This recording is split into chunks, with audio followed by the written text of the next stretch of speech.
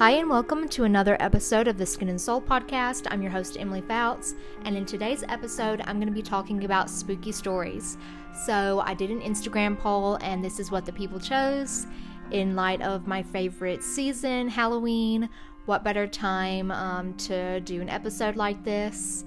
So this is just purely for entertainment, but I'm going to tell you guys some of my spooky stories and then maybe a couple of my friends that I've heard over the years as well.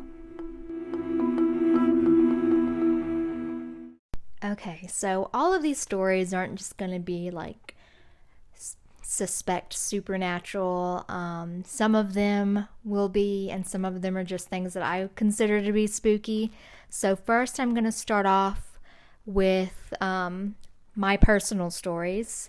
So I don't know if you guys have ever had sleep paralysis or dealt with that. It usually comes on through stress. When you're dealing with stress or anxiety, it may present itself that way. So when we were living in Washington, I was working a lot. I wasn't particularly stressed, but I guess I was just really busy. And so I had sleep paralysis. And yeah, it was pretty creepy. So sleep paralysis obviously is when you're sleeping and you're kind of midway, you might wake up, but you can't move your body. Your body is still like physically in a state of sleep mode where your brain function isn't, I don't know exactly scientifically how it works, but I didn't actually know that I was having sleep paralysis at the time. I didn't know what it was. One time in particular, I was like straight up awake and I couldn't move or anything. And like literally I was crying inside, but I couldn't, and a tear did roll down my face, but like, oh, it's so weird. But the spooky part of it was like when I would have sleep paralysis, I would be in that midway state and I would like think that someone came in the room or think that I heard someone come in the room. And so later on in the day, when my husband came back home from work and I got back home, I'd be like, hey, did you come back home this morning after you left for work? And he'd be like, no. And I would be like, oh, okay, because I could have swore someone came in the room, but I was just having sleep paralysis and like in that midway dream state. So that is pretty scary if you ever deal with that. And I don't know if you guys have ever seen any of the memes. I can't think of it exactly how they're like worded, but they're talking about my sleep paralysis demon. That's literally like what it is, because you think that there's someone in the room because you're in that dream state, and it, like, I don't know any other way to explain it. And so something that kind of connects with that is like auditory hallucinations. And so if you're dealing with auditory hallucinations like during the daytime, you know, that could be, I'm not a doctor obviously, but like that could be signs of schizophrenia. So I Googled it and I had some auditory hallucinations whenever I was like falling asleep. And again, that's something that can happen with stress. And it was weird. I've only had it happen a couple times where like I was kind of dozing off, but not quite there yet. And then I would hear like in my ear, like electronic or like beeps or something, and I'd be like, oh my god, it's the aliens. No, I don't believe in aliens necessarily, but it is weird. It was like unexplainable. Like, why am I hearing electronic beeps in my ear? But I knew obviously that it wasn't real or anything, but I just didn't have an explanation for it, so I started like looking it up. And yeah, I found that it could probably was auditory hallucinations. So yeah, I guess I get stressed easy. I don't know. I don't have anything particular, stressful in my life. I have a toddler, but like, yeah, just funny, weird things that happen that maybe some people might write off. But obviously, I don't know, the type of person I am, I like want to know what it is, if other people have dealt with it. And so yeah, sleep paralysis and auditory hallucinations when I'm falling asleep, definitely weird and creepy. And so another thing that was like unexplainable, still I can't explain it. And I'm not like am entertained by like ghost adventures and ghost stories and different things like that, but I don't necessarily know if I believe in ghosts. Um, I definitely believe in demons, but like I don't know. I feel like if you entertain the supernatural too much, like it can be dangerous. But I don't know how to explain what happened, and I haven't had anything weird happen in my house besides this. But my dog and I were upstairs in my room one day, and we weren't falling asleep. You know, I wasn't. I was just like sitting in my bed, and I was looking on my phone, waiting for my husband and my daughter to get back. They had like went somewhere. It was on a weekend, and I was expecting them to come back soon. And you know, we have a security system. Anytime you open the back door, the front door, the garage door, it says like front door open or something like that. And so I heard we have two sets of stairs, and they're both very distinct because one set is wooden and the other set is carpet, and one creaks way more than the other. And obviously, if you're stepping on wood or carpet, it makes a different sound. Well, they both have a very distinct sound, and our house is very small, so you can definitely hear everything that's going on in the whole house, no matter pretty much whatever level you're at. But my dog and I both heard it because she reacted to it when I did. It sounded like footsteps. Someone was coming up our bottom set of stairs, our wooden stairs. And I thought, oh, they're home, but I didn't hear the front door open. So first my dog perked up and she ran out of the room to go look. And, you know, I followed behind her and they were not here. And we both heard footsteps. She reacted to it. I have no clue what it would have been. It like wasn't someone outside because, like I said, it was a very distinct sound. So I don't know how to explain that. I'm not too worried about it. But yeah, that was definitely something weird that happened. I told my husband about it and he didn't believe me. I'm like, what? Lord bless me if something actually happens to me, if I experience a haunting, and he's not going to believe me. But yeah, those are kind of the more unexplainable stories that I have. One of my clients recently told me this because we were like talking about the topic, and she owns a house. It's like a 1920s house. She rents it out, and she's not necessarily someone that entertains it. She's like pretty much a realist, but she had some unexplainable things happen in that house as well. And I do think that like old historic places can definitely harbor like energy throughout the past, things that happened, and that energy builds up, and I don't know.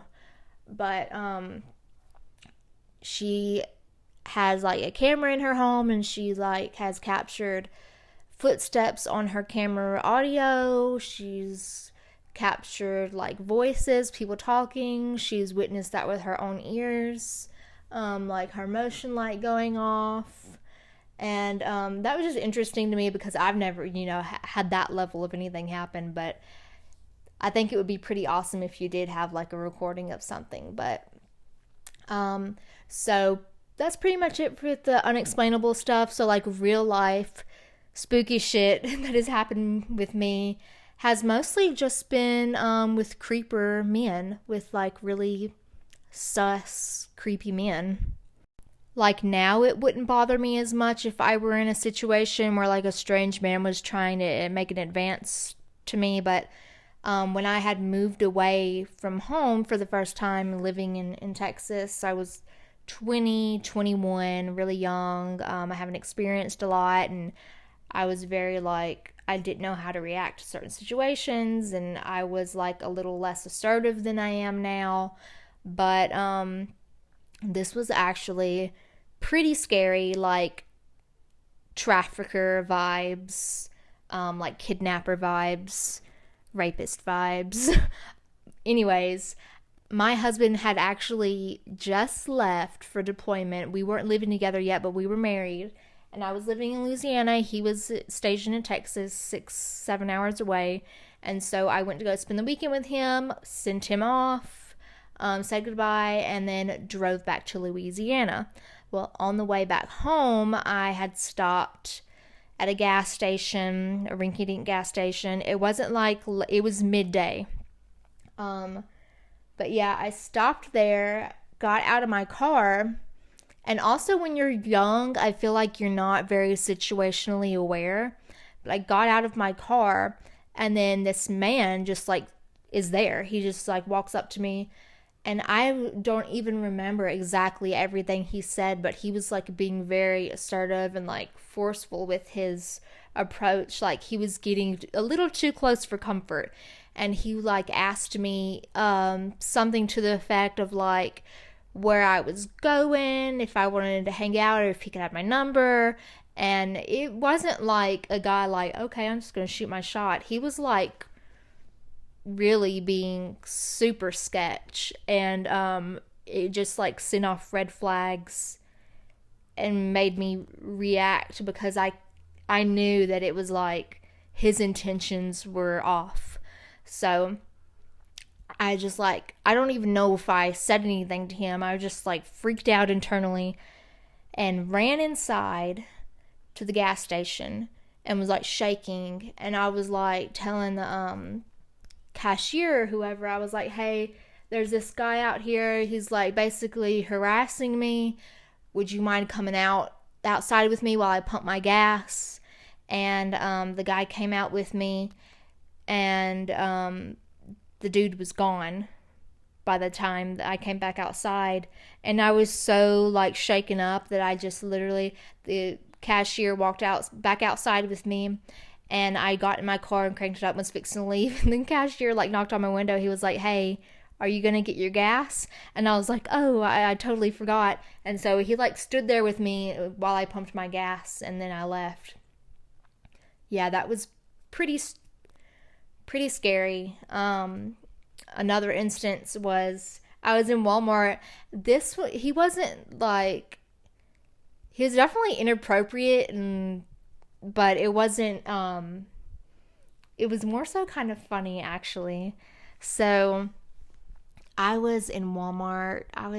Don't know what I was doing. I was getting something at Walmart, okay? And this guy, he like complimented me, and he was like, oh, I don't know, I just know he complimented me or something. And I thought he said, or what did he say? Oh, he asked if I was married, and I was like, yeah, I'm married. And because he complimented me before he asked if I was married, he asked, I thought he asked me if I work out. And I was like, no, I don't work out. And then I just kind of walked away. I was just like, this is a weird conversation. I don't want to entertain this dude. And I have delayed hearing, actually. And so after I walked away, I realized after he asked me if I was married, he didn't ask me if I work out. He asked me, is it working out, my marriage? And I answered no. And then I walked away. So that guy was probably pretty confused. But like most people, I do think it's pretty creepy when people you don't even know just come up to you and start trying to make a move on you and ask you if you're married and if it's working out. Yeah, that's pretty creepy. And I don't want to get too creepy with this podcast because I don't want you guys to be scared away. But like I said, I don't really believe in ghosts, but I definitely believe in demons. And I could tell you guys about some dreams and stuff, but I'm not going to get into that. I don't want to entertain that. But I will tell you guys, I used to go to a Baptist Christian school called Mount Zion. Oh my God, I don't know if you heard that motorcycle outside. Anyways, I went to a Christian school called Mount Zion, and it had a church, on the property as well. Every Wednesday we would wear white, and we would bring our Bible, and we would go and do like church, whatever. It was called the church also had a building kind of connected to it that was called the Fellowship Hall. A lot of churches, have either a separate building or just a part of the church where the members can congregate and for events or for like church dinners and things like that. And so that's mainly what we did there, was like church dinners. And then also we would do like testing in there. And so anyways, the front part of it was like a kitchen and dining area, and the back part of the fellowship hall was a long hallway, and it had several rooms on either side of the hallway all the way down, probably like 8 or 10 rooms. And in the past, I think it was used for like school, for like testing, or it was either used maybe for people that needed a temporary place to stay, or for storage.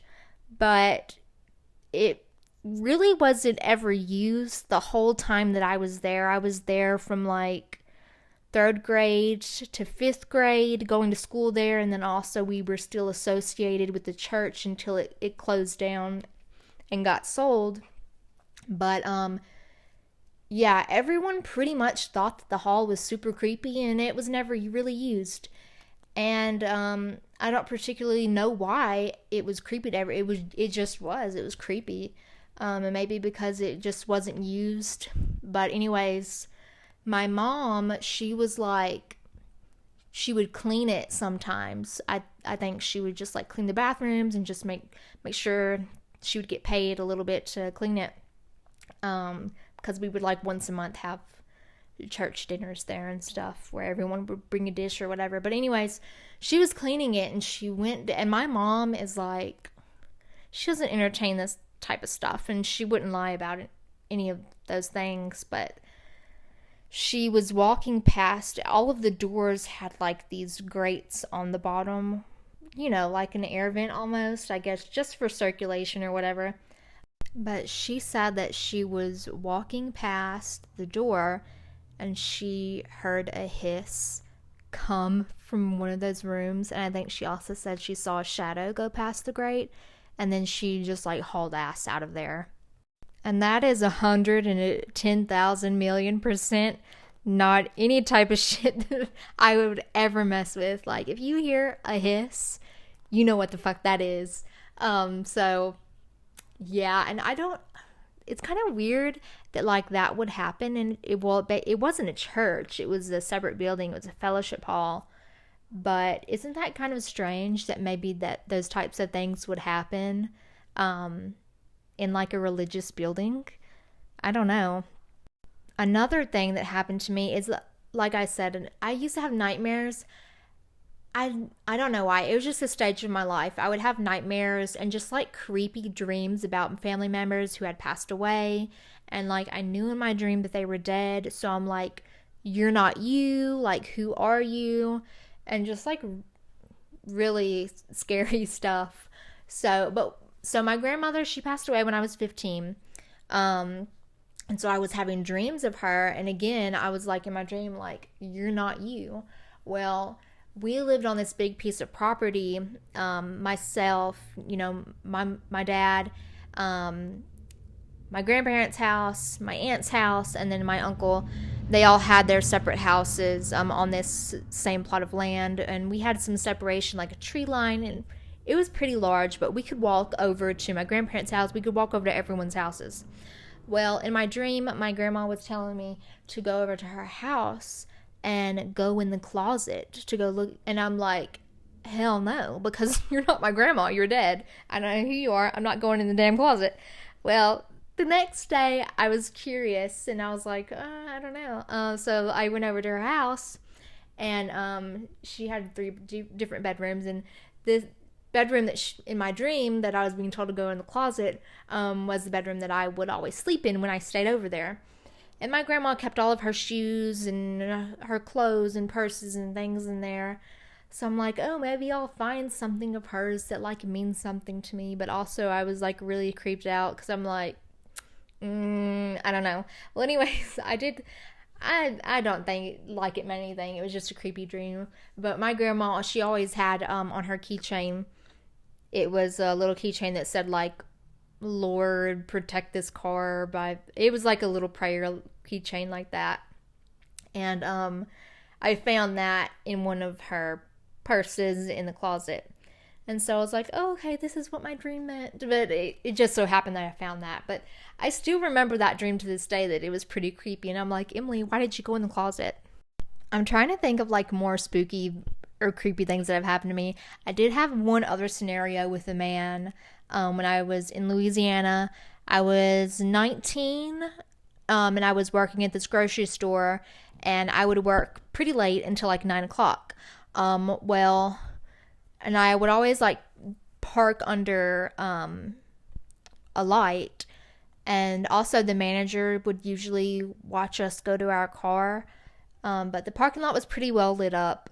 But anyways, I went out to and I was always like actually pretty super aware when I was getting off work, because the town that I'm from, like, it was a small town, but like there was some poverty, and there were like some people that were into drugs and stuff. And so I would always, and you know, men would come into the grocery store too, and just like trying to be inappropriate with you or like pick you up. So anyways, I was usually pretty aware.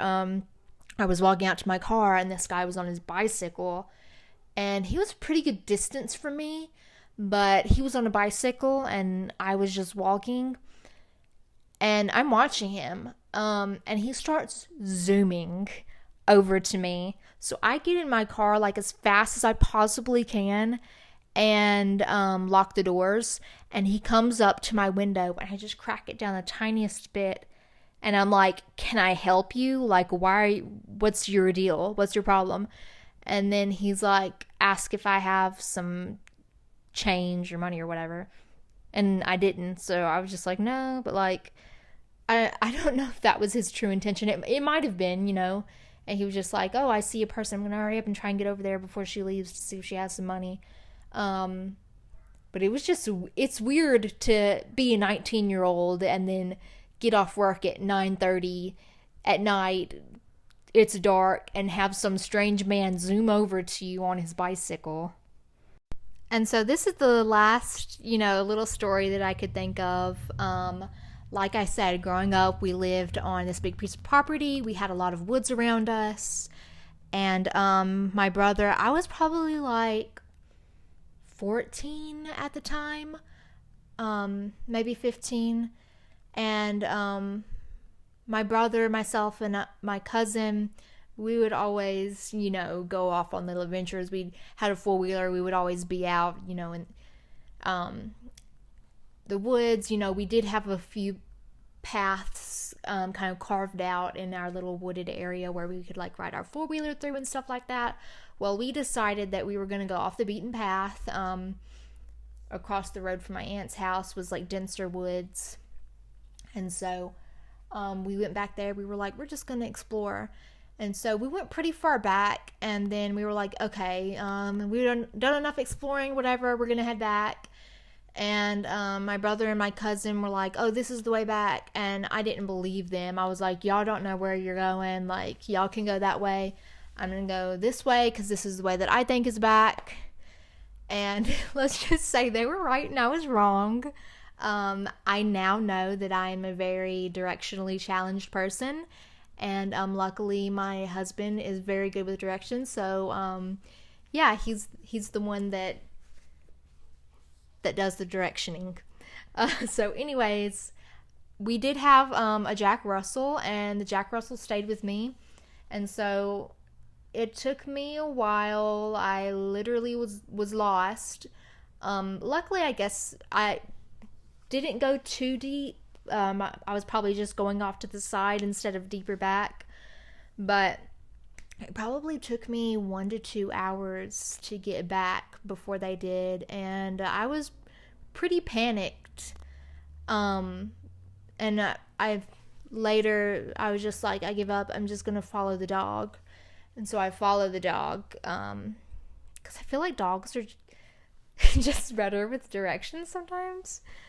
She definitely was better with direction than me because she did lead me back. But yeah, I was like so scratched. I had scratches all over my arms, my shoulders from just like weeding through the woods and everything. And I got back to my grandparents' house. That's where my dad was. And he was like, don't you ever do that again. You scared me.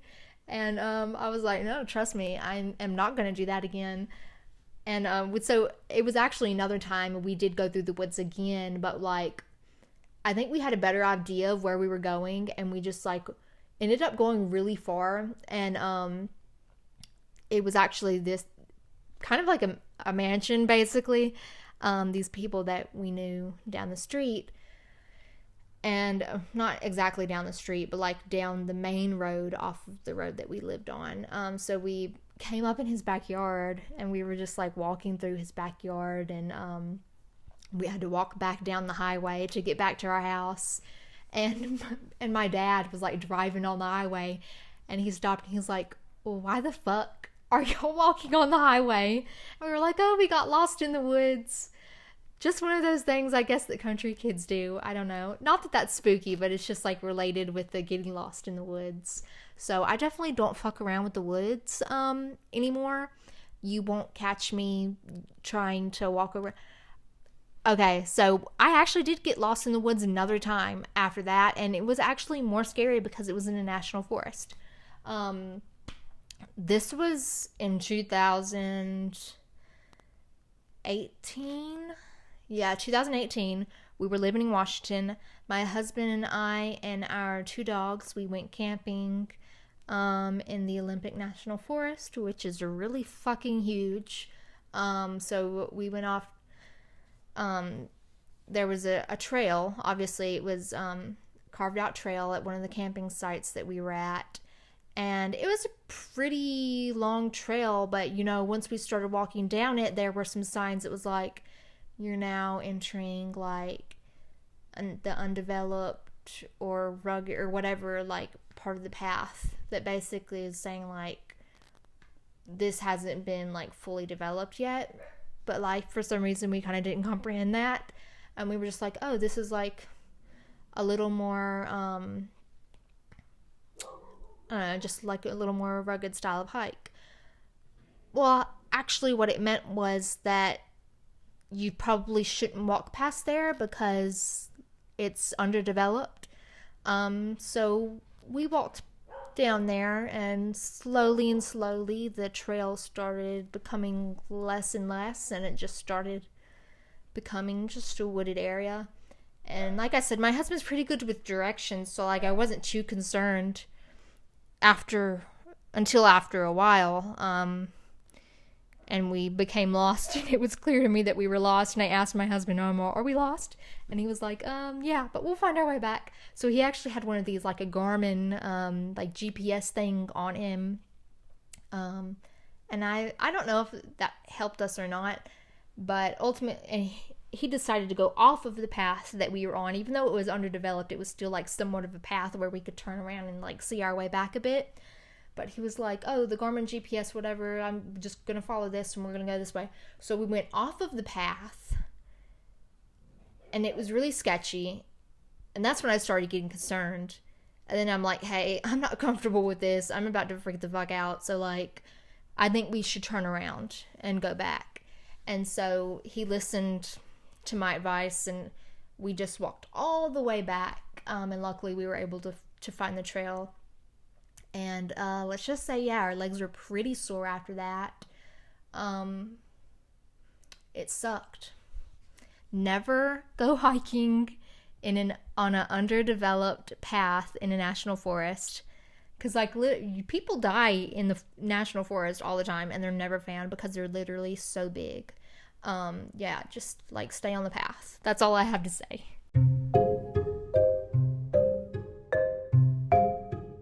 So if you made it this far, thank you so much for listening to my spooky stories. I will see you guys next Monday, 8 a.m. Mountain Standard Time for another episode, and I hope you all have a happy Halloween.